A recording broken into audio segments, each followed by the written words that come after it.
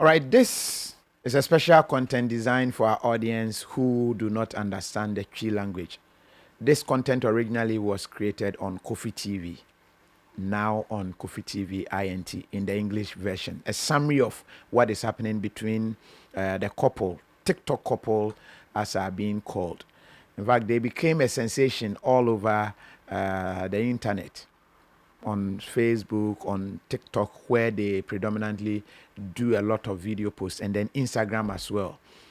We followed up on the story, went to have an interview with them. We'll be breaking down these stories for our audience to understand how a pastor could all of a sudden become someone who doesn't believe in God and turn his church into a farm.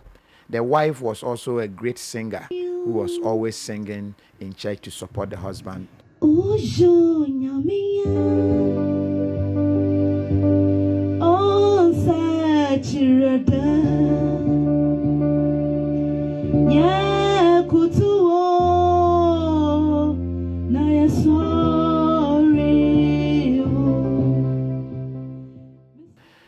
What exactly happened? But this is an update.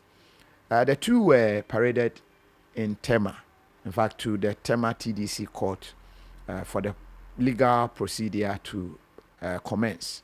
What happened was, when they came out of the car, they were not worried at all with what was happening, though people around were watching them in some way. The couple, Mr. and Mrs. Chaya, the man is Daniel Chaya, the wife is Joycelyn Chaya. But on social media, we have Godpapa the greatest, that is Daniel Chaya, the pastor, and the wife, Joycelyn, also calling herself Empress Lupita, who is now known to be the best recipe maker in Ghana. My new recipe. Aye, Cecilia na me sa nti no papa na waka hwe. Ye friend Vivil recipe. Sa fufuo na si ho sa no. In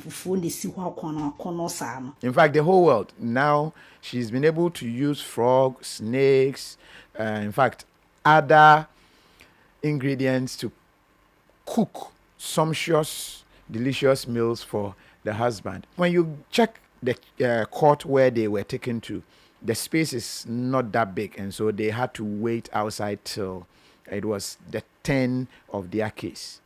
So when it got to their 10, but before then, passers-by and onlookers could see them chatting, not worried. I know some of my audience are worried.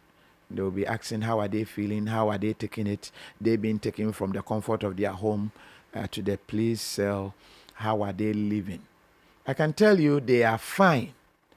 The family, that is the man's family, Daniel Chaya, or Godpapa the greatest, is doing marvelously well. They feed them almost in fact, not almost, every day they are fed. I understand they sometimes request for some special meal so they can really feel, currently, I understand they are being charged for murder. And then because they also didn't allow coroner's inquest, they are also being charged for that. Murder, because they had 3 children. Currently, there is only one who is alive, the one who had to run from the house. According to the confessions of Godpapa and Empress, they really admitted that the children are dead. But we are being told Empress and Godpapa prayed fervently to the Lord and the body vanished. That is a spiritual matter. How we are going to deal with that in the law court, time will tell. But as it stands now, they've been remanded, and we'll be giving you an update on how this story progresses. So just a quick recap. The man is a pastor. He was a very powerful man of God, started from the Church of Pentecost, had his own church, got married.